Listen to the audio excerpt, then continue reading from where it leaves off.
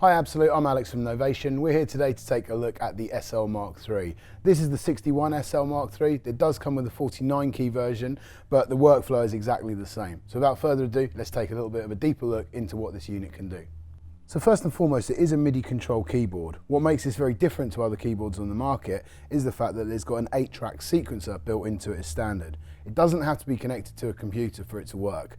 So the benefit of that is maybe you're using lots of hardware synths or maybe some external modular, for example. You can easily use this to have the transport and control of your ideas and actually start sequencing out sort of full tracks using this 8 different available patterns to you. To set this up, it's very, very easy. Our 8-track sequencer works by selecting tracks 2, 3, 4, 5, 6, 7, 8, and so on. The sequencing power really comes from our circuit family. So if you're familiar with the circuit or circuit monostation already, this will give you that same familiar workflow. So although we've got these sort of 16 steps available, we can adjust different timing settings, etc. by changing the pattern behavior in pattern settings, which is all easily accessed by using the option key here. So here we kind of have our conventional 16 steps. Now in this step view, you can see the playheads just going through.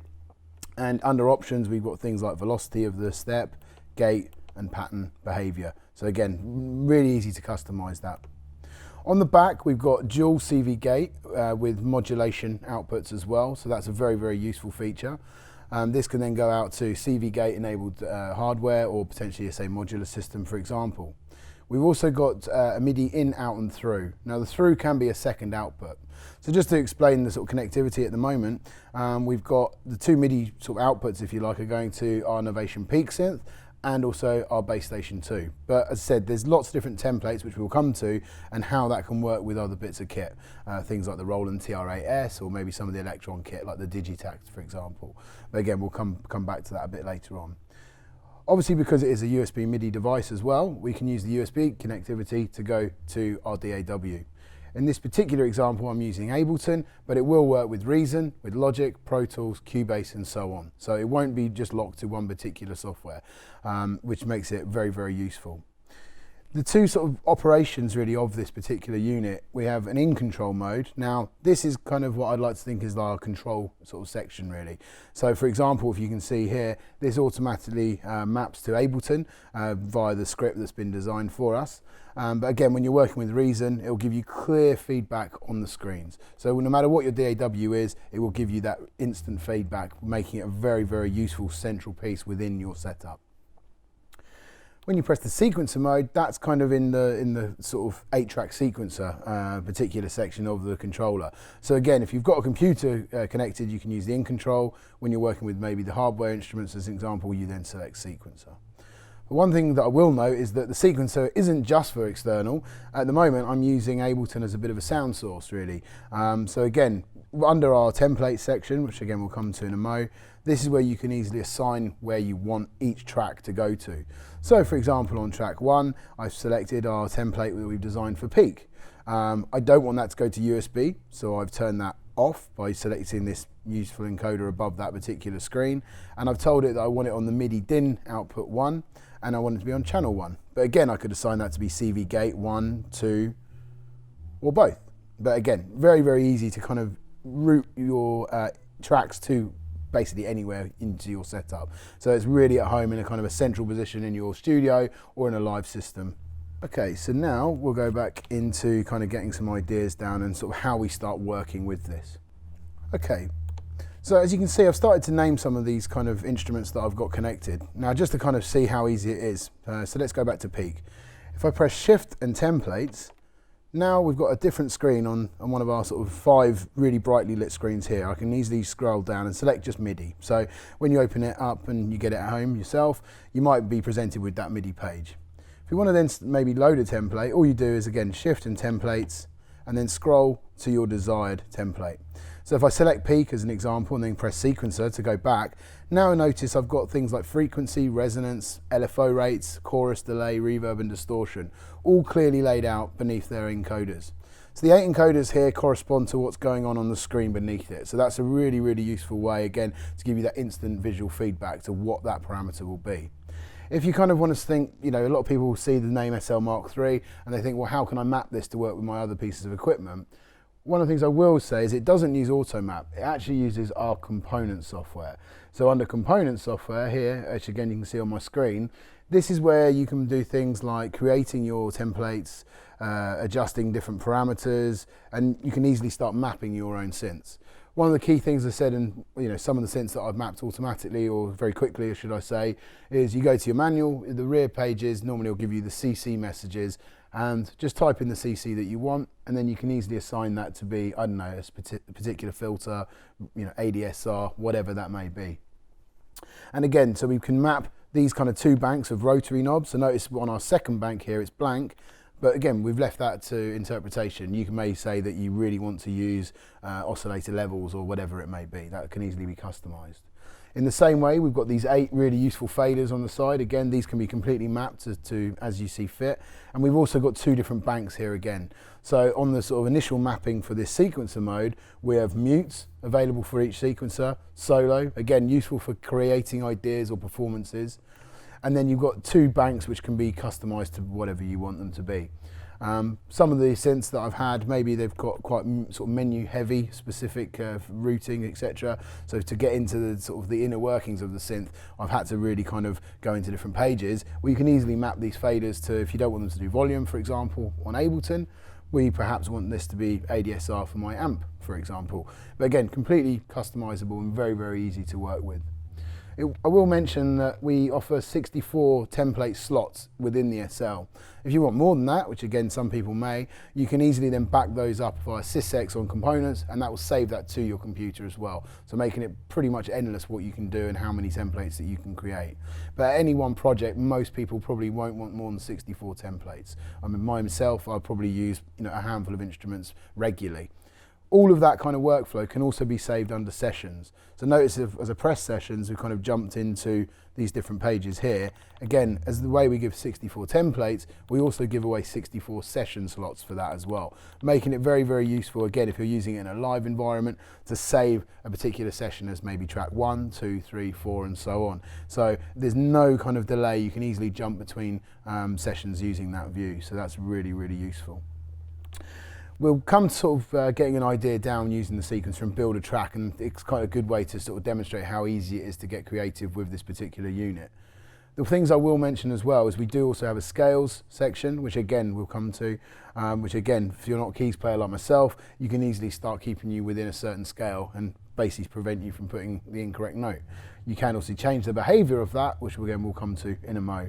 We've also got the Arpeggiator built into it as well, which can be assigned to basically wherever you want it to go. You can either follow you around to different instruments, or you can maybe set it onto a particular track that you wish to have the art working on. We also have zones as well, which we'll come to, which is really super handy when you're building maybe a live rig. For example, you want to have a bass, drums, pad sound, for example, all in one place. Very, very handy.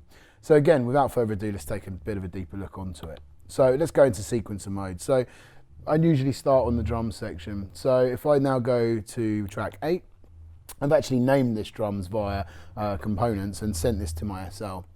Again, just helping me while I'm doing this video just to keep seeing exactly where I am. Now, we've not had scales. If you notice, if I jump between these different kind of instruments, notice how the LEDs slightly change. On my drums channel, I'm literally just using Ableton's drums rack. I think it's the 808 kit. The idea being that I don't want necessarily to be forced into a certain scale when I'm using just certain drum hits, which again, so you can easily customize that. All I do is turn scales on, go into scales, and then these names that are highlighted, if I want drums, so you notice the LEDs change, turn that off, and now there's no scale applied. So we go back into the sequencer. So kick, snare, clap, exactly. So each individual step can basically have, it's got 8 notes of polyphony. So the benefit of that is if you're doing maybe a chord sound, you can have up to 8 notes on one hit, but also again you can layer up to 8 different drum hits, for example. So I'm just going to pencil in very, very quickly a 4/4 kick. And again, the snare, I select the sound I want, and I can easily use the steps in that circuit workflow and start laying down an idea. Now, you don't always have to use that kind of workflow. Again, you might wish to, I don't know, record certain sounds in. So for example, with this kind of Tom's kind of sound, you can easily hit record.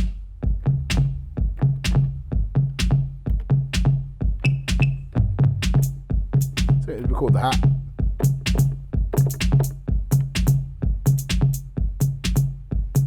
And again, we can go into things like tempo and adjust our tempo, or we can, basically receive the clock from Ableton as an example. We've also got swing built into this as well, and again, I think the swing does sound very, very good. Let's just keep it kind of super light with the swing. And again, let's maybe start laying down something from Peak. So we just got some ideas to sort of show how this can work. So on Peak, we've got a couple of different sounds. So what have we got? I think a pad sound.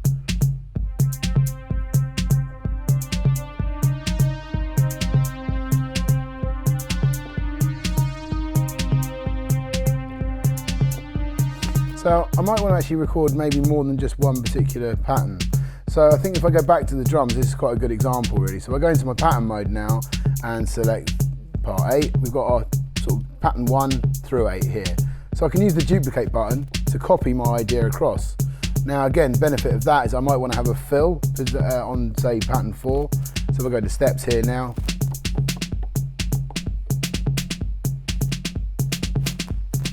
now I don't really like that note, so I can press the pad and I can remove, you notice it goes red, take that snare out of there. And if I go back to patterns and select 1 through 4, that will now loop all 4 of those patterns round and round. So again, creating musical ideas and sort of different sort of phrases is quite easy using the SL Mark III. So as I said, we'll go back to Peak, and in the same way that I selected my patterns 1 to 4, I'm going to select patterns 1 to 2, and I'm going to record a little kind of idea between those 2 bars now. And notice it's sort of breathing.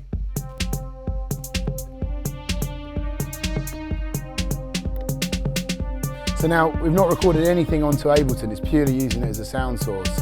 Now, because we've got this really powerful 8-track sequencer, I can also use the map, and the benefit of having that is now, because I've got these CC messages here mapped, I've got the frequency. Now, of course, Peak is just set up right here, so I can, of course, use my hand and use the filter on that. But what's really useful about this, and this is where it comes into its own when you're using it in a standalone mode, is if I use the record function, I've got up to 8 different lanes of automation that I can do on the SL Mark III. So if I hit record now, the frequency is actually recorded in. So instead of me actually having to use DAW to actually record my automation, I can do that on the unit. So again, if I'm creating ideas before I've even thought about recording, I can actually keep everything on the actual on the SL Mark III, which is really helpful. Same thing like the chorus, level, reverb. So notice it goes red, and then when I move it, it says that I'm recording on that channel. And like I said, I can record up to 8 different sort of automation moves. So now we've got the bass station here just for working on the bass. Now, because I've already put it into a scale, I've selected C natural minor. We can adjust that to C sharp, D, and notice how the LED feedback will give me instant kind of feedback of what that particular scale is. One of the things that's really useful, and again, some people may kind of think, well, I don't always want to be forced onto a particular scale. In our scale modes, we've got things called snap, which is the way I normally leave it for demos example. So if I press a note here now on my bass station, if I play a wrong note, or certainly one that's not in the scale, it then jumps to the next available note within that scale, which again is quite handy if you, like me, you're not a keys player and you play an incorrect note, it'll kind of keep you in tune. There is also another way which is called filter. So you basically just won't play. So that again, someone say, well, I don't want to necessarily be forced to play a note that I didn't, want to play, but that's quite a useful way. But the LEDs still give you that visual feedback. There is also one which is display only. Now again, certain scales and sometimes some of the fun of certain genres, there's not always necessarily a fixed scale. So you might find, you want to play that kind of in-between note that's not actually in the scale, but you don't want to be told that you can't do it. So again, if you don't like that sort of behavior, you can just easily adjust that. And all of this kind of really powerful settings can be handled via our menu screen here. So again, we'll come back into sequencer mode. Now we're just going to get a kind of a very simple bass line going off of the bass station. So again, I've selected bass station 2. I go into templates. I can assign that to be 2 output, and again, so my MIDI output on DIN output 2 isn't through. Under the menu settings, I've assigned that to be a second output. and I've got that on channel 1. Again, you can easily make this channel 1 through 8 or 16, for example. So useful, because this is just running on MIDI channel 1, you can easily set that up. So you don't need to have separate MIDI interfaces, etc., to be able to make quite a sophisticated setup, all basically speak to one another. So let's go back into sequencer mode. So I want to maybe just quickly pencil in a very, very simple bass line. So let's hit play again.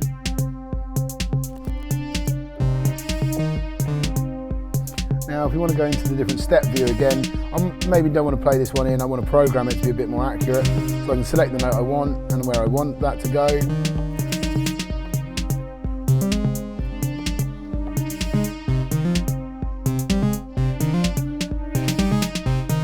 So that's now got sort of different tracks running different lengths of pattern. So on this particular example, I want to show maybe how easy it is to go into the options and change that step length. So this last note, because I didn't actually play it in, the information's not there of how long my note and gate length was. So if I go into options and I select gate, just under my options screen, and I can say that under that particular step, I want that one to actually be to last 3 steps.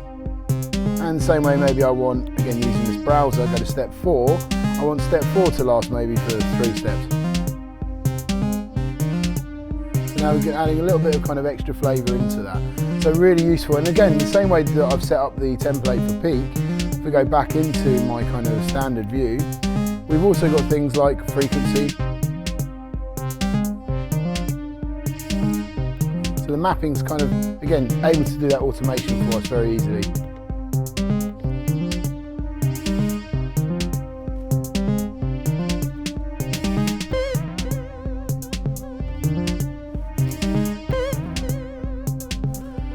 So in the same way, if we want to start kind of building ideas, you can go to patterns, and maybe I can then duplicate that whole pattern to another pattern. So under here, we've actually got the brand new firmware running on the base station. So what that will let me do now is set up paraphonic mode, which again, really cool feature. There's lots of videos about this as well, but we'll mention that that's how I'm doing this kind of workflow here. So for example, on this second pattern, if I now hit play again, so maybe we'll record that kind of variation in.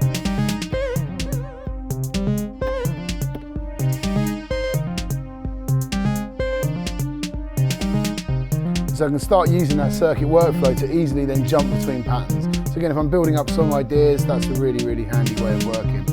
And again, like I mentioned, the mutes and solos above these 8 faders. So maybe we want to take the drums out.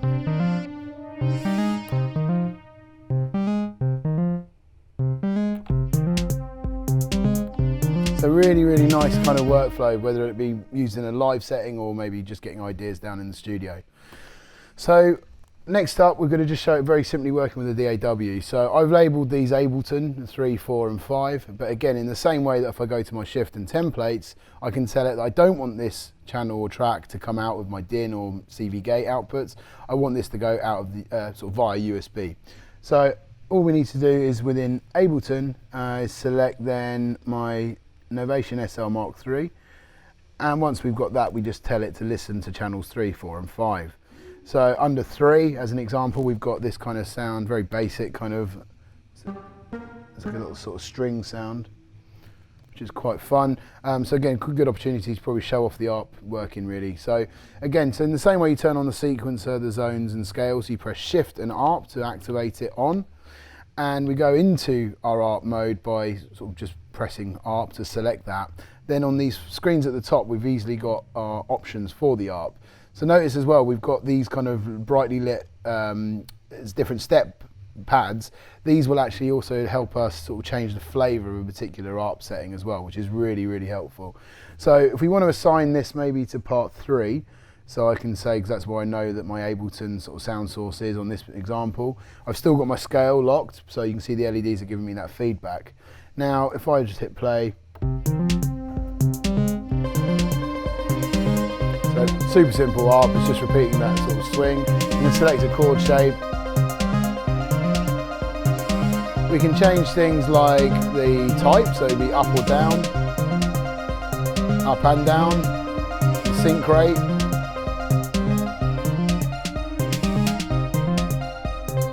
Again, keep it on 16th. And again, you can do the gate length. Again, you can adjust things like the octave range. But what's really handy is with these steps, we can start actually sort of making our rhythm, if you like, with the arp. So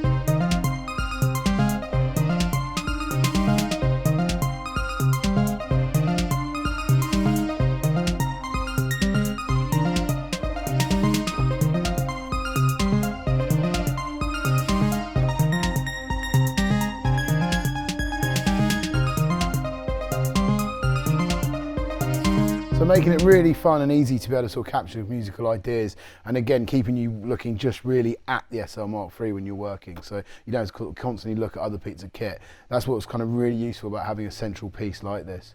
So again, you can easily latch things like that as well, so if you like the kind of want to, you know, free up your hands to do something else.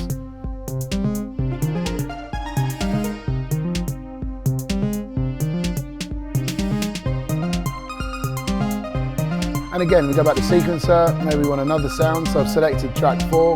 On my computer here I've got track 4 running. And so again, we can easily do stuff like start playing in other sounds and ideas.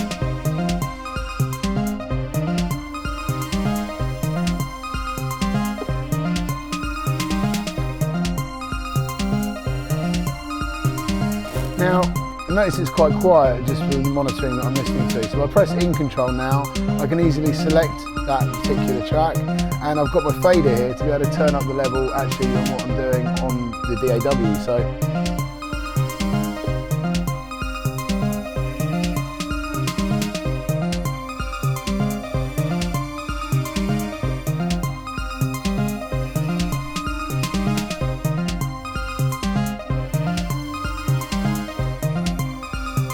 yeah, really, really easy to be able to get ideas down with that. And again, we've got full control of our DAW using the in control mode there as well, which is really, really handy. Now notice it's already mapped for us. So I said, because the script's already been written, we've easily got this kind of workflow. So it's probably a good opportunity to really go through a bit more detail on in control. So because we've already got this kind of sequencer view, which very much borrows from our circuit technology, under in control, this kind of step sequence area works in a very different way. So think of this as more of like our conventional launch series. So we've got ways that we can easily set things like, if we go into these pre-mapped here, I could record ARM, all my channels here as an example, and then we can actually start recording our ideas in. So let's just hit play, for example. And if we go into my sequencer mode again, I'll just hit play. So now we go back into in control. I might want to actually record all of that kind of MIDI information and the ideas that I've got in my song here. I can then start putting this in by just literally using these pads. So notice now we're recording actually into the DAW, and if I go into the actual view, you can see the notes are being generated by the SL Mark III, and then that's all being captured straight into what's going on our DAW here, which again, making it really, really easy to sort of now utilise this powerful kind of sequencer, and then maybe using those 8 tracks elsewhere on other instruments and sounds. So very, very cool. And in the same way that if we've kind of recorded and used things like record arm, if we go back to in control, notice these now go green, so we can easily then play back certain sounds by using that as well. So we've got that kind of conventional launch style sort of way of working, which is really, really handy. So again, you can navigate around your project using the up down kind of cursor here, but also things like scene launches, etc. can also be done via these 2 buttons on the right as well. So again, really kind of, those familiar with Launchpad, it's just making it very, very simple to be able to capture your ideas down. In the same way that like we had on the sort of the sequencer side of it, we've got mutes and solos. Again, that corresponds to what's going on the map as well. And as I said, it doesn't matter that we're using Ableton. It, as I must stress in, it really does work with any DAW. And I said the scripts that are available, just stay up to date with novation.com for more info about that. But as I said, making it really kind of fun to be able to sort of get ideas down, capture kind of how you want to work, and not being forced into a certain workflow. However you kind of want to use this, it will work. So that's a really, really kind of fun way of working. We can easily navigate around our tracks, for example, using this track select on the left as well. So again, jumping between, and that's really, really helpful. Some people have asked, will it work with a third-party, sort of third-party plugins, etc.? Yes, it will. Again, if you basically the way it will work, you can map in as you go the particular functions that you want on this sort of clearly laid out screen. So that's a really, really kind of simple way to be able to kind of get more creative with your plugins, etc. as well. So yeah, things just to really mention, we've got, as I said, an analog clock output as well. So again, if you're working with maybe an old drum machine that receives analog clock, we can send that analog clock out. So again, that can either be, as I said, working in sort of listening to your DAW and then sending that clock out, or if this has been used as a master, then that can also be used to be assigned to go sort of anywhere within your system. For more information about pricing and availability and sort of keep up to date with what's going on, please check the link beneath the video, and thanks very much for watching.